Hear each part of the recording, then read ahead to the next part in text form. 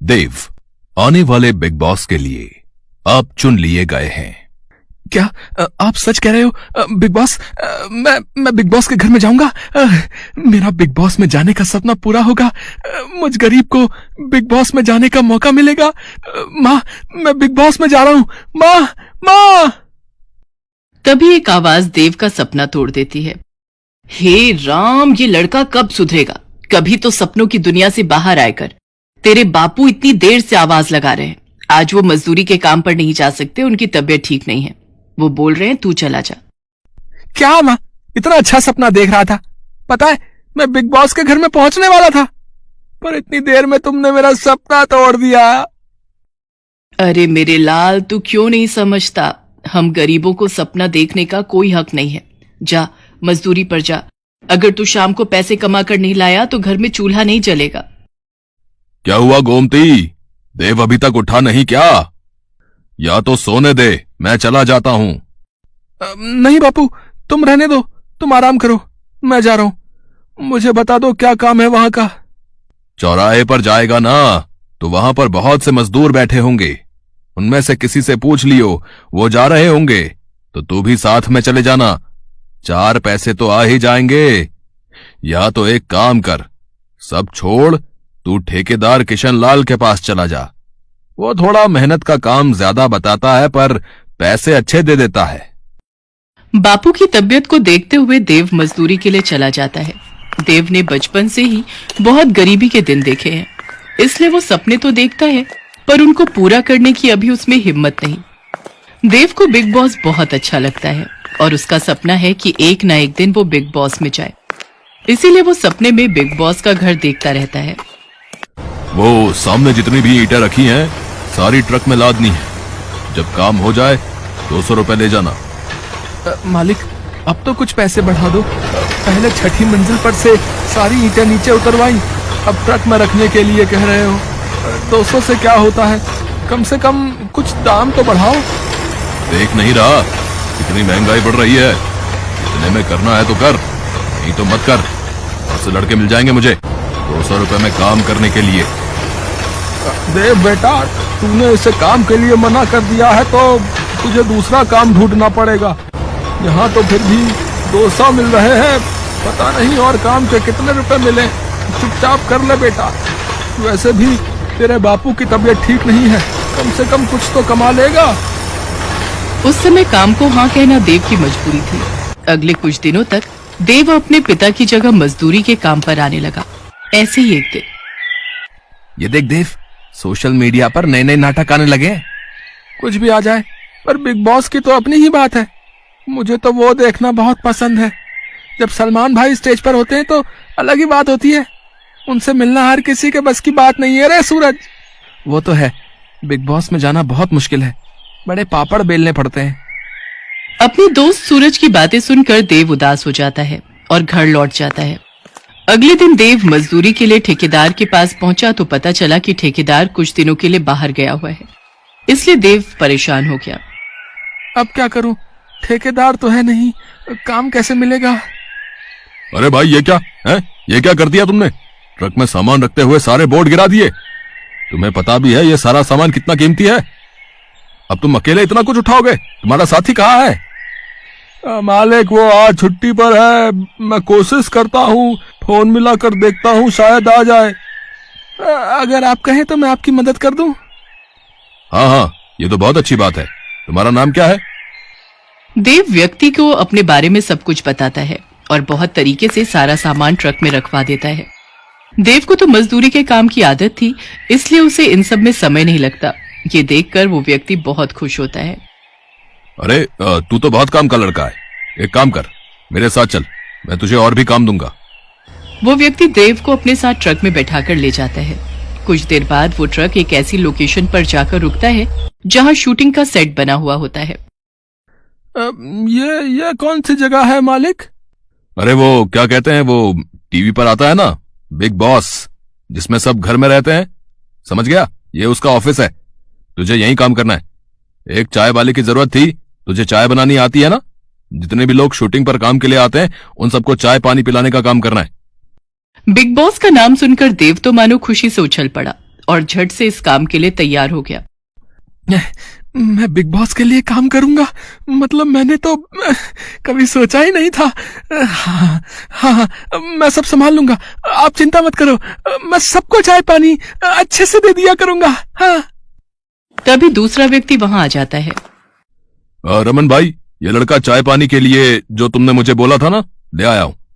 बोल रहा है चाय बहुत अच्छी बना लेता है, बाकी ये बहुत मेहनती लड़का है। ठीक है सुबोध भाई, तुमने मेरा आधा काम आसान कर दिया। देव, पहले अंदर आए जितने भी वर्कर हैं सबको चाय पानी दो। सुबह से सब काम में लगे हुए हैं, सब चाय मांग रहे हैं। चाय वाला छुट्टी कर गया है, इस चक्कर में बहुत परेशानी हो रही है। अब तू आ गया है तो तुझे ही सबका ख्याल रखना है। बिग बॉस के ऑफिस में काम मिलने से देव बहुत खुश था। वो सारा दिन बिग बॉस में काम करने वाले लोगों को देखता। सब अपना अपना काम बहुत मेहनत और ईमानदारी से करते थे। एक दिन बातों बातों में देव के मुंह से वो बात निकल गई जिसका सपना वो बहुत अरसे से देख रहा था। इसका मतलब तू बिग बॉस के घर में जाने के लिए इतने समय से सपना देख रहा था? पता है, बिग बॉस में जाने के लिए अच्छा डांस करना, अच्छी एक्टिंग करना, ये सब बहुत जरूरी है। तो तुझे क्या लगता है मुझे डांस और एक्टिंग नहीं आती? अभी कोई गाना लगा, देख मैं कितना सुंदर डांस करता हूँ। देव के साथ काम करने वाला लड़का गाना चला देता है और देव इतना बढ़िया डांस और एक्टिंग करता है, उसके साथ के सारे काम करने वाले लोग भी हैरान रह जाते हैं। उन्हीं में से एक लड़का देव का वीडियो बनाकर सोशल मीडिया पर डाल देता है। देव का वीडियो वायरल हो जाता है और वही वीडियो वो सब भी देख लेते हैं जो बिग बॉस में बैक स्टेज काम करते थे। अरे ये तो अपना देव है ना, जो यहाँ चाय पानी देने का काम करता है। भाई ये इतना अच्छा डांस और एक्टिंग करता है, ये तो कुछ बोल भी रहा है। देव की कही हुई बातें कि वो बिग बॉस में जाना चाहता है, ये सब बातें एक्टिंग करते हुए वो बोल रहा था और वीडियो में उसके मन की ये बात सब सुन लेते हैं। ये बात बिग बॉस के कानों तक जाती है। देव का वायरल वीडियो देखकर बिग बॉस के ओनर हैरान रह जाते हैं कि किस तरह देव की किस्मत उसे बिग बॉस के ऑफिस में नौकरी करने के लिए ले आई और आज उसका वीडियो वायरल हो गया। इसलिए बिग बॉस फैसला करते हैं कि देव बिग बॉस खेलेगा और बिग बॉस के घर में जाएगा। देव की खुशी का ठिकाना नहीं था जब उसे पता चलता है कि वो बिग बॉस के घर में जा रहा है। देव का सपना पूरा होता है, एक गरीब का बिग बॉस के घर में जाने का सपना। आज देव अपने सलमान भाई के सामने खड़ा था, जो उसने कभी भी नहीं सोचा था। सलमान खान उसे गले से लगा लेता है और उसका बिग बॉस में स्वागत करता है। रामपुर नाम का एक गांव था। उस गांव में गरीबों की बस्ती थी, जिसमें सरकार द्वारा बनाए गए घरों में कुछ गरीब परिवार रहते थे। अपना जीवन बहुत कष्ट में व्यतीत करते थे। उनके पास खाने के लिए कुछ नहीं था, कभी एक टाइम का खाकर और कभी बिना खाए ही सो जाते थे। उसी गांव में एक मुखिया जी भी रहते थे। वो सभी बस्ती वाले अपनी शिकायतें और सलाह लेने के लिए हमेशा मुखिया जी के पास ही जाया करते थे। मुखिया जी बहुत नेकदिल इंसान थे, वो सभी की मदद किया करते थे। एक दिन की बात है, उस बस्ती में एक बड़ी सी गाड़ी में एक बहुत बड़ा बिजनेसमैन आता है। उसका नाम रवि होता है। रवि अपनी गाड़ी से उतरकर बस्ती के एक व्यक्ति सुरेश को नमस्ते करता है और कहता है, मैं इन बस्ती वाले भाइयों से कुछ बात करना चाहता हूँ। क्या आप सभी बस्ती वालों को यहाँ बुला लेंगे? ये बात सुन सुरेश सबसे पहले दौड़ा दौड़ा मुखिया जी के पास पहुँचता है और कहता है, मुखिया जी, हमारी बस्ती में एक बड़ा धनवान व्यक्ति आया है और वो कह रहा है कि उसे सभी बस्ती वाले भाइयों से कुछ बात करनी है। ये बात सुनकर मुखिया जी थोड़े से परेशान हो जाते हैं और सोचने लगते हैं कि भला वो धनवान व्यक्ति हमारी बस्ती वालों से क्या बात करना चाहता है। तुम सभी बस्ती के सभी भाइयों को इकट्ठा करो और वहाँ लेकर जाओ, और इतने में मैं भी वहाँ पहुँचता हूँ। सुरेश ये बात सुनते ही सभी बस्ती वालों को बुलाने के लिए निकल जाता है। थोड़ी देर में उस धनवान व्यक्ति के पास मुखिया जी और सभी बस्ती वाले भाई इकट्ठा हो जाते हैं। नमस्कार मुखिया जी, मेरा नाम रवि है। नमस्कार रवि जी, क्या बात है रवि जी? गरीब लोगों से काफी लगाव है और मैं उनकी बहुत मदद करता हूँ और सम्मान भी करता हूँ। मेरे पास बहुत पैसे हैं और मैं उन पैसों से गरीब लोगों की मदद करता रहता हूँ। ऐसी ही मदद करते हुए मुझे आपकी बस्ती के बारे में पता चला है। मैंने फैसला किया है कि मैं हर हाल में आपकी मदद करूंगा। आप महान हो साहब, इसलिए आप हमारी मदद करने के लिए आए हो। मैंने आप सबके लिए पास में ही एक नई बस्ती बनाई है। आप सभी कल से ही वहां पर जाकर रह सकते हैं। ये उस जमीन के कागज हैं, लेकिन इससे पहले आप मुझे इस जमीन के कागज दे दीजिए, जिससे कि मैं दूसरे गरीब लोगों को खाना देने के लिए इस जगह का इस्तेमाल कर सकूंगा। गरीब लोगों की इतनी मदद कर रहे हो आप। भगवान आपको हमेशा खुश रखे। मैं आपको अभी इस जमीन का कागज दिलवाता हूँ। ये कहकर मुखिया जी सभी बस्ती वालों से बात करने लगते हैं और समझाते हैं कि ये हमारे लिए खुशियों की सौगात है, इसीलिए हम सभी को अपने घरों का कागज उस धनवान व्यक्ति को दे देनी चाहिए। ये बात सुनकर सभी बस्ती वाले अपने घरों के कागज लेकर उस धनवान व्यक्ति के पास इकट्ठे हो जाते हैं और उस धनवान व्यक्ति को अपने घरों के कागज सौंप देते हैं। रवि उन सभी कागजों को लेकर और उनसे कल फिर आने का वादा करके वहाँ से चला जाता है।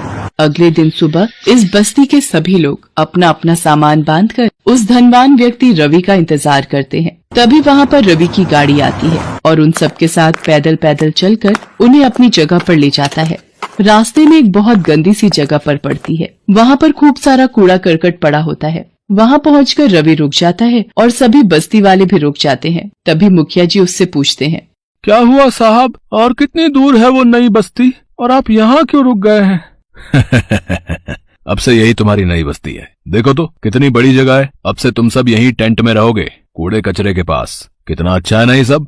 ये तो धोखा है हमारे साथ। हमने तुम पर भरोसा करके इतना दूर हम आए और हमने अपने घरों का कागज भी तुम्हारे भरोसे पर तुम्हें दिए, और तुमने हमारे साथ इतना बड़ा धोखा किया। ऐसा क्यों मुखिया जी? इस जगह के कितने फायदे हैं पता है। इतना बड़ा खुला मैदान है, चारों तरफ से खुली हवा आती है और तुम्हारे बच्चे यहाँ पर खेल भी सकते हैं। और कचरा फेंकने के लिए आप सभी को कहीं दूर भी जाने की जरूरत नहीं होगी। ठीक है, अब मैं चलता हूँ। बस्ती वाले अपना सिर पकड़कर वहीं बैठ जाते हैं और अफसोस करते हैं कि उनके साथ इतना बड़ा धोखा हुआ है। उनके पास अब कोई और रास्ता नहीं था, इसीलिए वो वहीं अपना घर बनाकर रहने लगते हैं। पर इस बात का काफी गहरा असर मुखिया जी पर होता है, क्योंकि सिर्फ और सिर्फ उनके कहने पर ही सभी बस्ती वालों ने अपने घरों के कागज उन्हें दे दिए थे। इसीलिए वो गहरे सदमे में आकर काफी बीमार पड़ जाते हैं। मुखिया जी की 2 बेटियां हैं, सीता और गीता। वो दोनों दिल्ली के सरकारी कॉलेज में अपनी अपनी पढ़ाई कर रही थी। उन दोनों को जैसे ही अपने पिताजी की तबीयत खराब होने की खबर पता चलती है, वो तुरंत अपने कॉलेज से छुट्टी लेकर अपने पिताजी के पास पहुंचती हैं। जब वो वहां पहुंचती है तो उन्हें सच्चाई का पता चलता है। सीता और गीता दोनों को बहुत गुस्सा आता है। वो अब रवि से बदला लेना चाहती हैं। दीदी, क्या करना है आपको पता है ना, उसे शक नहीं होना चाहिए। सीता हिम्मत करके रवि के घर जाती है। कौन हो तुम और क्या चाहिए तुम्हें? आप मिस्टर रवि है ना? हाँ, मैं ही रवि हूँ। आपको मुझसे क्या काम है? पास वाली बत्ती की जमीन आपकी ही है ना मिस्टर रवि? इसी बारे में आपसे कुछ बात करनी है, इसीलिए मैं यहाँ आई हूँ। मैं गोल्ड फाइंडिंग करती हूँ। हमारे एक्सपर्ट के मुताबिक आपकी जमीन में ढेर सारा सोना मौजूद है। सच में? मैंने सोचा था कि वो जमीन बेकार है, इसीलिए मैंने कुछ ही दिन पहले वो जमीन कुछ भिखारियों को दे दी है। ऐसी बात है तो अब वो भिखारी बहुत जल्दी करोड़पति बन जाएंगे। नहीं, मैं कैसे भी करके वो जमीन इनसे वापस ले लूंगा। आप बस ये बताइए कि आगे करना क्या है। सरकार की इजाजत लेनी पड़ेगी और सोने को निकालने के लिए भी बहुत सारी मशीन लगेंगी और उन मशीनों का खर्चा भी बहुत होगा। आप बस 2 करोड़ जैसी छोटी सी रकम का इंतजाम करिए, बाकी मशीन को लेकर आने की जिम्मेदारी मेरी है। ये बात सुनने के बाद रवि सोच में पड़ गया कि असली में उस जगह पर सोना है भी या नहीं। ये जानने के लिए वो सीता के साथ मिलकर उसी जगह पर जाता है। इतने में गीता जमीन में कुछ खुदाई कर देती है, छोटे छोटे पत्थरों को सोने की परत में रंग देती है। थोड़ी ही देर में सीता और रवि उसी जगह पहुंच जाते हैं और वो देखते हैं कि उसी बत्ती के कुछ छोटे छोटे बच्चे गोल्ड बॉल के साथ खेल रहे हैं। ये देखकर रवि हैरान हो जाता है। मैडम सीता, मैं अभी थोड़ी देर में आपके हाथों में पूरी रकम रख दूंगा। आप बस उन गरीबों को सोने की बात पता चलने मत देना। इसके बाद वो अपने घर के सभी सामान और कीमती वस्तुएं बेच देता है और अपनी जमा पूंजी सबको मिलाकर 2 करोड़ रुपए इकट्ठा करता है और सीता के हाथ में लाकर दे देता है। और फिर वो सभी बस्ती वालों के पास जाकर माफी मांगता है और उन्हें उनकी जमीनों के कागज लौटा देता है और उन्हें उनके घरों में वापस जाने के लिए कहता है। कल सुबह आप अपनी जगह पर आ जाइएगा, कल काम शुरू कर देंगे।